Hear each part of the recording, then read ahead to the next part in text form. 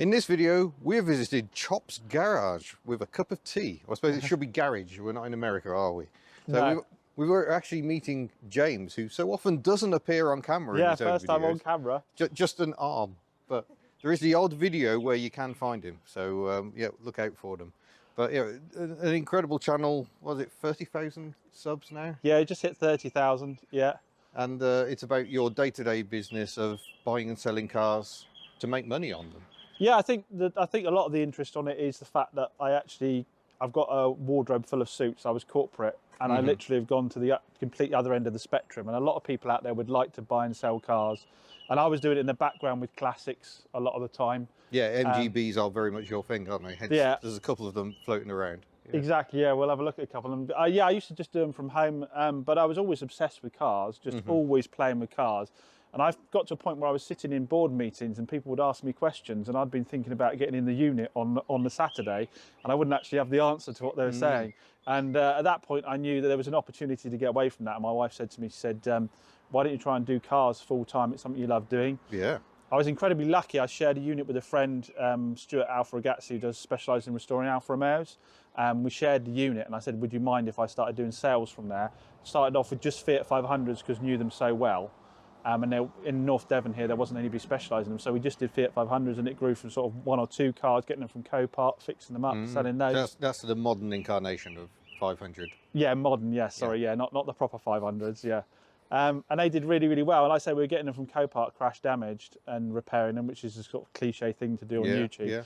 And I started recording it because I thought some people might be interested in a sort of change of career. Because I say there's an awful lot of people out there love cars as well, would love to do it full time. And it is that cliche, if you get to do what you love doing, you can be successful. So people have seen me grow from, I'd say, 1 or 2 cars sharing a unit to more recently getting these 2 units and getting up to sort of 20, 30 cars and quite a mixed bag. So how long ago did you start the selling cars initially, and when did that become your full-time, this is what I've always sold cars. So in the background, I did things like Porsche 924s, 106 rallies, 205 rallies. Modern classics were my big thing. I love doing them. And I always, even like I say, when I was full-blown corporate, there was always one in the driveway to fiddle with. So I was always doing that in the background. And I think I got more pleasure out of making a few quid out of that than I did out of the corporate job side of things. So I was doing it all along the background. It was about 2.5, might be coming up 3 years since I've gone full time with it. Okay, yeah. And the idea was if it didn't work out, I'd just get the CV out there and go back into corporate world again. Yeah. So, but it was very different. I was managing anywhere up to like 150 people in 3 locations, and now it's just me, and I come in dressed like this every day and just very different. Come back filthy. But yeah, I mean, I work with fantastic people. I'd never not the people I work with, but doing this genuinely doesn't feel like coming to work.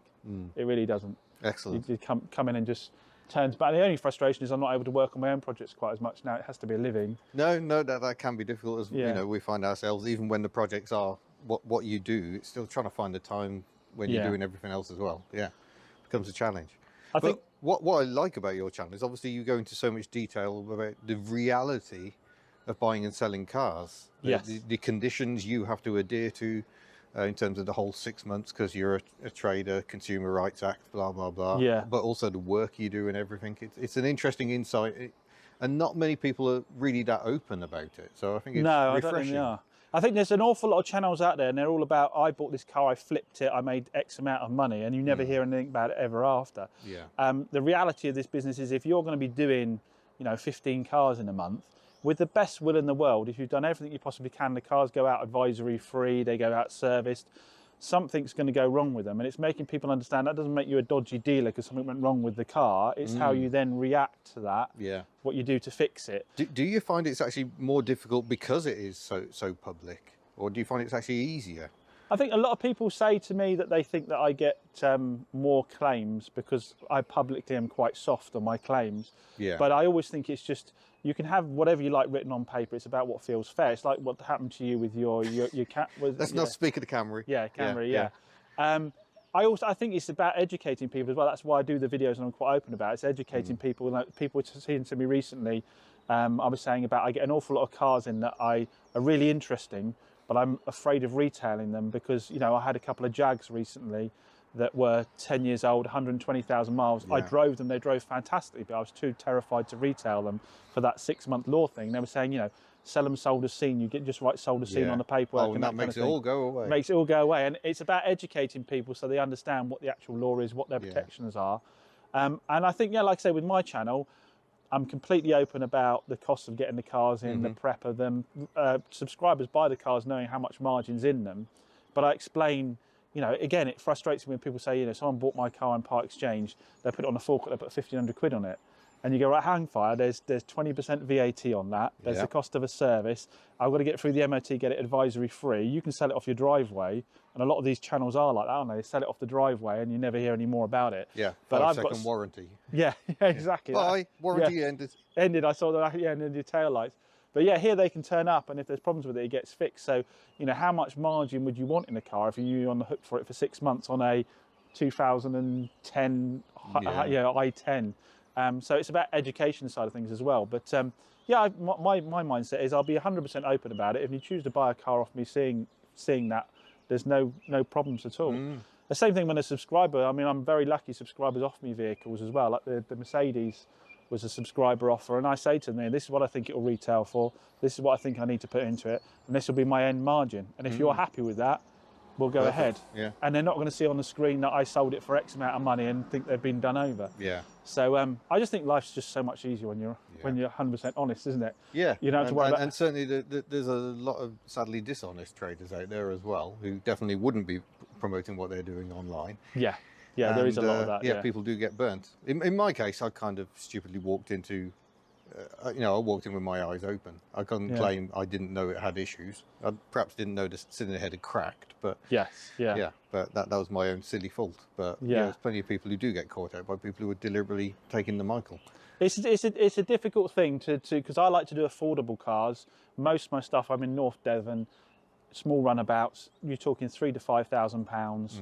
And if you're going to try and retail those at sort of, in that kind of price range, it doesn't take much for you to completely lose your profit if there's a fault with it. So to try and prep them to the highest standards and still make them affordable for people and stand by them when there are problems, it can be a bit of a challenge. Like I say, you can try and prep them to the absolute most, but there could always be little problems. They're always cars. They're always cars, exactly. Yeah. And it's funny, you get customers from one end of the spectrum to another. One will buy it and go, I accept it's an old car, I'll need to do something to it, to, the stereo button stopped working 4 months down the road. I even had a wiper blade claim after 5 months. So you get two ends of the spectrum. It wasn't me. No, it wasn't. No, I wouldn't cover 3 wiper blades, 2 wiper blades, sorry, anyway. So yeah, no, it is a game. But like I say, that's the thing about the channel. Like I say, it's about being honest and upfront about that. I wouldn't want people to go into the trade thinking it's like a lot of the channels.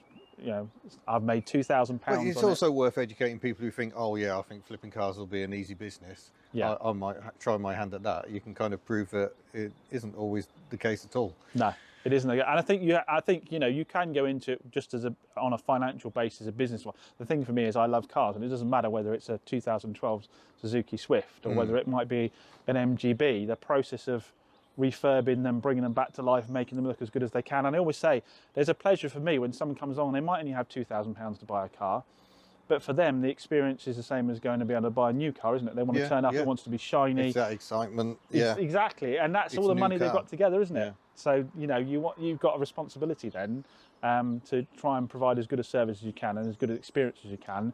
But I say if you did it purely on the financial, you wouldn't do probably 50% of what I do to the cars.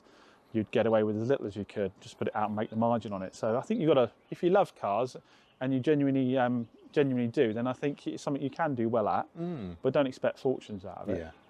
Yeah. Same as anything. Like YouTube, isn't it?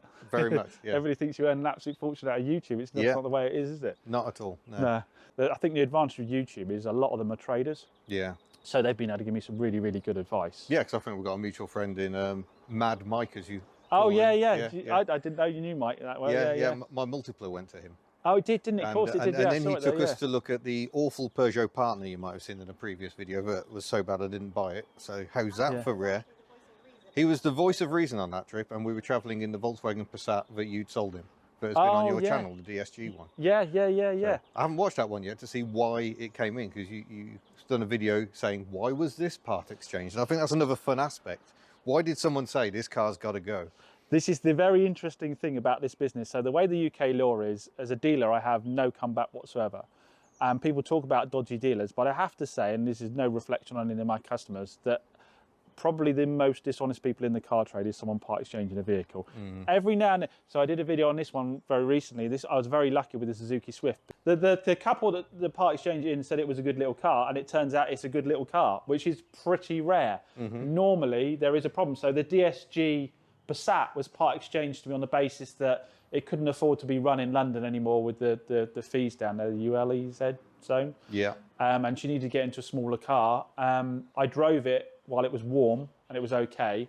But then when I let it get cool and started it, the dual mass flywheel started knocking away. Well, guys, looks like I might have been stung. I've just gone to move the car. I went to move it, turned it off quickly, then turned it on quickly again. I have moved it a couple of times since, and then this noise suddenly appeared. And from my experience with the Volkswagen, that tells me that might be the dual mass flywheel.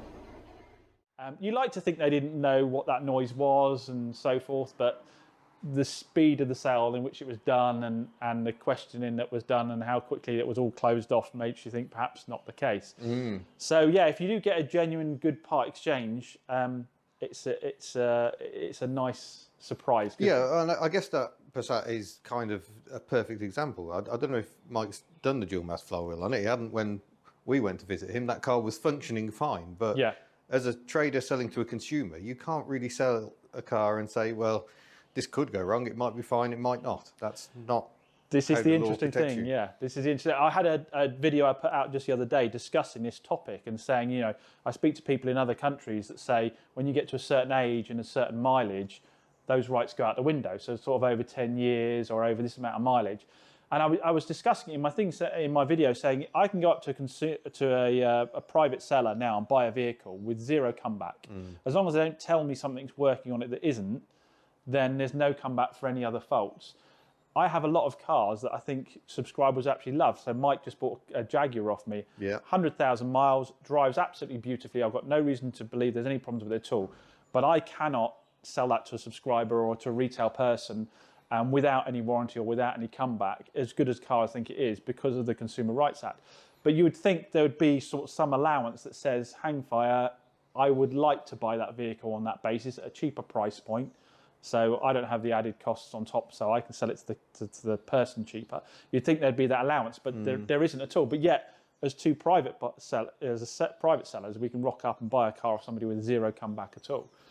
It's really very interesting. And like I say in the video, if you go and buy a brand new Bentley, or you come and buy a £3,000 Hyundai off 10 of me, the law is the same. Yeah. Now, it allows obviously for the age miles of the vehicle, but do you really want to go into court and have to debate that with a judge as to whether that was fair or this was fair or the other? You don't really want to have to get that far, do you? So it's very interesting. I mean, I know from a lot of people's point of view, it just sounds like a dealer trying to get out of having to do repairs to something. But I think it's a genuine question as to, you know, should the law be that cut and shut on a vehicle that's done 110,000 miles and is 12 years old versus a year old with 10,000 miles on it? Because the difference between a private sale and a trade sale is normally in about £500 if you look around. So for £500 difference in margin, to be on the hook for 6 months for a vehicle that someone's using every single day that is 12 years old and has done 100,000 miles, it's an interesting one. I know the exact moment it started actually with Citroens for me. I don't know where it started with you. South of France with my dad, who's obsessed with Citroens. These were everywhere. Everywhere. But this was we were in a market and there was a Citroen CX 25 GTI, black on black on black. So it had the black leather, the black exterior, and then it had the vents on the rear. And I just thought that was the coolest thing I'd ever seen. Ever since then, I've wanted one. I did message up and down and say, if you ever come across one, let me know. But yeah, I mean, my old man loved Citroens. I got married in a 2CV that we had restored for him. Unfortunately, he passed away before he got to use it, so we used it as a wedding car. So we got married in a 2CV. I've had a couple of them, and this actually came with the unit, believe it or not. Okay. So what happened was the guy was a house clearance guy. He cleared a house, and this was in the yard there. And when I got the unit next door, the landlord said, "Do you want to take both units on?" I didn't really want to because I knew I'd fill it full of toys. Always the problem. More space, more danger. That's the thing, isn't it? Yeah. And then he said to me, you like Citroens? I've got a Citroen van at home. And I said, no, I don't need any more projects. And I turned up, and obviously it was a proper old school van. I thought, I've got to have that. Well, they're such lovely things, these Acadians. They're sort of right towards the end of the A-series van production, but probably the best of the vans because they're quite comfortable. They're actually fairly speedy by 2CV van standards, almost aerodynamic. And because you've got this extra weight at the top, the body roll is just absolutely hilarious. It is. I've got a little video of me stepping in the back of it and the difference it makes to the suspension. Yeah. Although the danger of watching your channel is I've now discovered, what is it, the 720? 720 Sparrow engines. Yeah. Oh, well, VGS in Belgium make them, and Pete Sparrow builds them over here. Yeah. So Pete Sparrow, I think you are going to probably end up with this van because as soon as I've got it registered, MOT'd, I think it'll... I've decided though... So there you go. Can I have my commission, Pete? Cheers. I've decided though I don't actually want to do the bodywork on it. I think you're a bit the same as me with this. I've restored cars, like we've got the restored MGB next door. I've restored a 164 Alpha Cloverleaf. Oh, nice. I've got a big obsession with Alphas as well. Yeah. But you don't want to drive them afterwards because they're mint, so I sell them straight away. But this is the typical condition. This is what they look like bombing around the streets of France. They're always dented. If you can keep them from rotting away and just sort of maintain it, it's the perfect look. I agree. And then you see on this side, what I've started to do is every time I've had spare lacquer, I've started to, for my rattle can jobs, I've started just key it down and put a coat of lacquer over the top. Aha, stop it getting worse. Yeah, and because I do want a bit of shine to it, but I want to keep all this, I love all this. Yeah. I'm going to keep all the stickers. I don't want to get rid of any. I mean, look how cool those stickers are. I know a lot of people are like, no, that's just an excuse for not restoring a car, but I don't agree. Yeah. You can definitely over-restore things. We see it a lot with 2CVs. They get restored to the nth degree, and you just remove all the character. And you go to a show, and suddenly they're all shiny, whereas in the old days, they'd all be brush-painted, there'd be bits of filler here and there. And yeah, that's my excuse for my 2CV looking so bad. But this 2CV, I know, is an interesting one for you because you've got the difficulty of what do you do with it, as you said in your own video, because as a trader, it makes no sense at all to restore this and try and sell it because it'll cost so much to restore. Yeah, so, that's the thing with that. Where did I get that? I can't even remember where I got that from now. Who sold that to me? Oh, yeah, so down at Alfa Ragazzi, one of the customers there who's got a ton of Alfa Romeos also likes 2CVs like myself. He bought it down to have it restored but ended up bailing on it. Right. And then said, James, you should buy it off me, and offered it to me. Oh, clever. Yeah. And again, I said I won't take another project on and ended up getting it. So, I mean, the nice thing about them is they're an easy restoration, aren't they? Yeah, and part supply is not a problem at all. It's just, it gets expensive quite quickly. It's amazing how you price up a few panels, sills, floors, windscreen panel that this one probably needs, and suddenly you're just like, oh yeah, this bill's getting quite large. And you haven't even put any of those panels on the car yet. Yeah. That is the thing, and you look at the panel and think, well, I could repair that, but then you see that it's only like £45 plus VAT or whatever, and you think, well, okay, I might as well just get the new panel, and then, like you say, that adds up very quickly. I've done that on a lot of MGBs. Yeah. I did it on the one in there, ended up nut and bolting the whole thing when I was going to try and keep a lot of the original panels, but no, it was just cheaper and easier to buy the panels at the end of the day. Yeah. So yeah, I don't know what I'll do with that. I mean, it's everything's always for sale. So. Yeah. Yeah, yellow and white is an original Dolly colour from the factory, but there's quite a few. My friends Alex and Sean have got a white and yellow one. Was it never? No. Oh, right, okay. There was a blue and cream. Right. But the dollies, the later full production dollies, were red and white, green and white, plum and custard, and I think that was it for the main dollies. Charleston has to be my favourite. Yeah.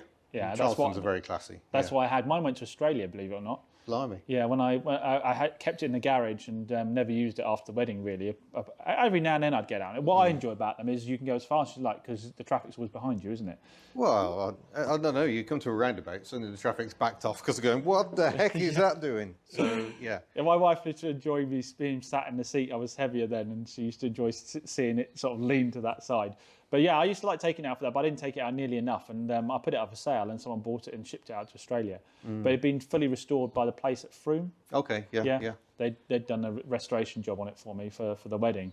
It was a really, really nice example. And even then, I think it went for something like £6,000. And I'm talking 15 or more years ago. I thought that was big money then. Yeah. But they're big bucks now, aren't they? Yeah, as we'll find out, we are going to be going to the 2CV GB National, and I think there was some very tasty cars there for sale. Yeah, that'll be a good crack, no doubt. I think, again, being so busy with stuff now, I think what I'll do with this is I'm getting somebody else to do all the registration process because I haven't got time. I'll take it down the road, get the MOT done on it. I would like to get it up, get underneath and just wire brush everything down, treat it all, and then soak it with wax. Yeah, the top half will stay as it is. I might panel out a little bit inside, across the tops of the insides to tidy that up. Yeah, it tidies it. Also makes it a bit quieter going down the road. I was thinking just some nice sort of waxed wood across the tops of these two sides here would be quite nice. I'll admit it, I don't like spiders, so I left it for about a month before I touched it because it had some very big spiders in it. So I let them all, then someone told me they can actually stay alive for months. Oh, nice. Yeah, reassuring. But it did, we can try and start it if you like. It does actually start and drive. I have bombed around the car park in it. But unfortunately, I've taken something off this, which means this isn't driving at the moment. This was my daily, this was my daily till about 3 months ago. And then I chickened out and drove the modern stuff when the winter got worse, and now it's having a paddy about the fact I've let it sit. Oh dear.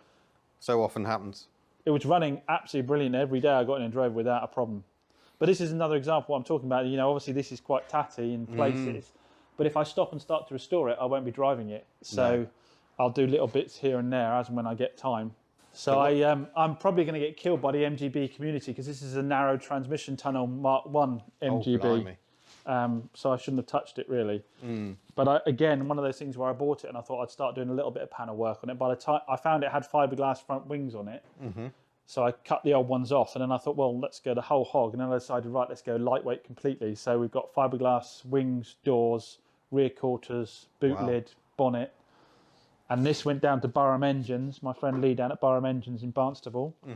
And he's taken a 1800 out to 2 litres with a high lift cam and flowed the head a bit for me. We think it's probably in the region of 125, 130 horsepower. And that probably weighs about 700 kilograms now.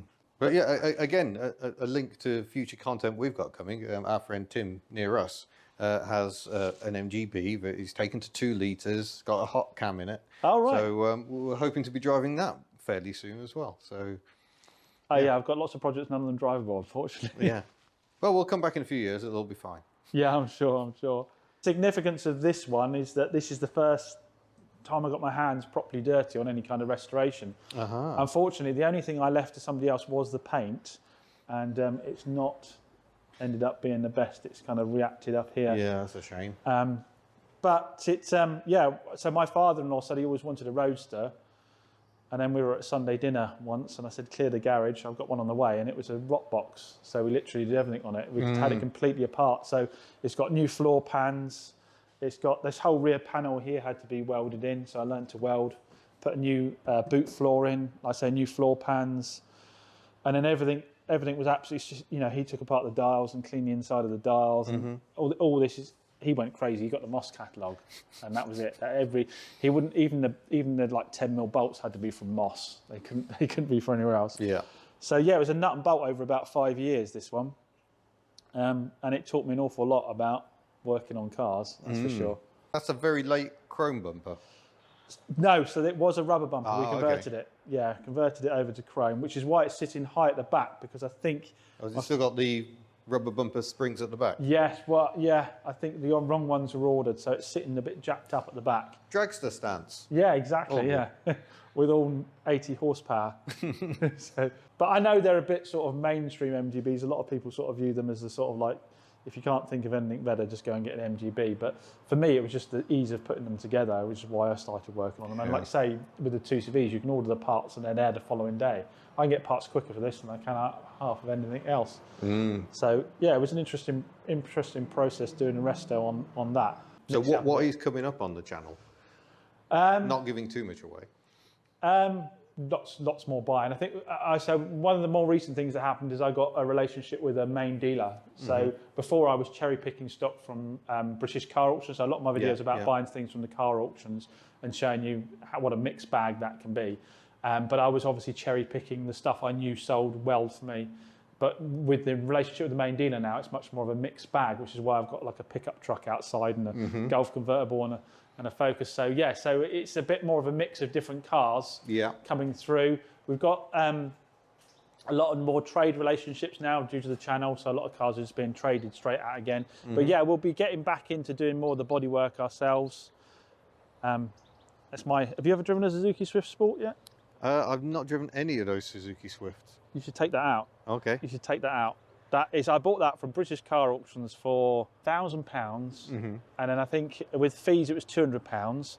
And I recently took it down to Cornwall and did a track. I drove it down to the track day, hooned it round the track, drove it back in while everybody else trailered, and it didn't miss a beat.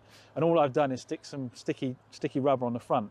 But I'd heard Tiff and Adele talking about them. I remember back in the day about how great they are, and I have to say they are absolutely brilliant.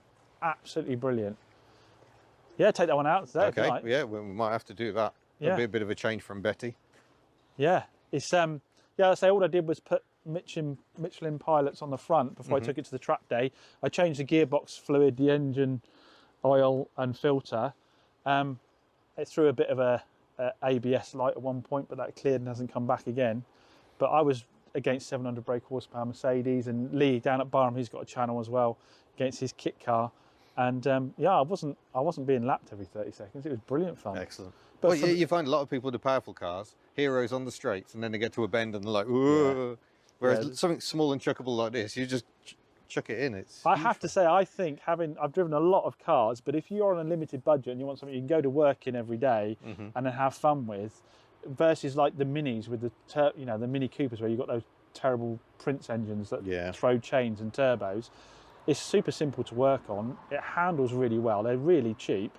And it does, I mean, I think when I drove down it did like 50 miles to the gallon. Wow. I just sat behind Lee with his trailer at like, 55, 60 mile an hour. I did about 50 mpg and got me all the way back. I'm just absolutely brilliant. Brilliant, yeah, super. Bangonomics at its very best. That. Indeed, yeah. Definitely like a bit of that on Hubnut. Super. Well, thank you very much for showing us around. That's been a most excellent tea-stop here at Chops Garage. So do check out the channel. Are you on Instagram as well? Yeah, Instagram, yeah. I have got TikTok as well. I'm doing a little bit of that. I try and keep it going at the same time. I'm trying to do a bit of TikTok. I don't fully understand TikTok, but yeah, you can find us both on there. So yeah, thank you very much. Cheers. And we will see you in a future video. Farewell. Cheers.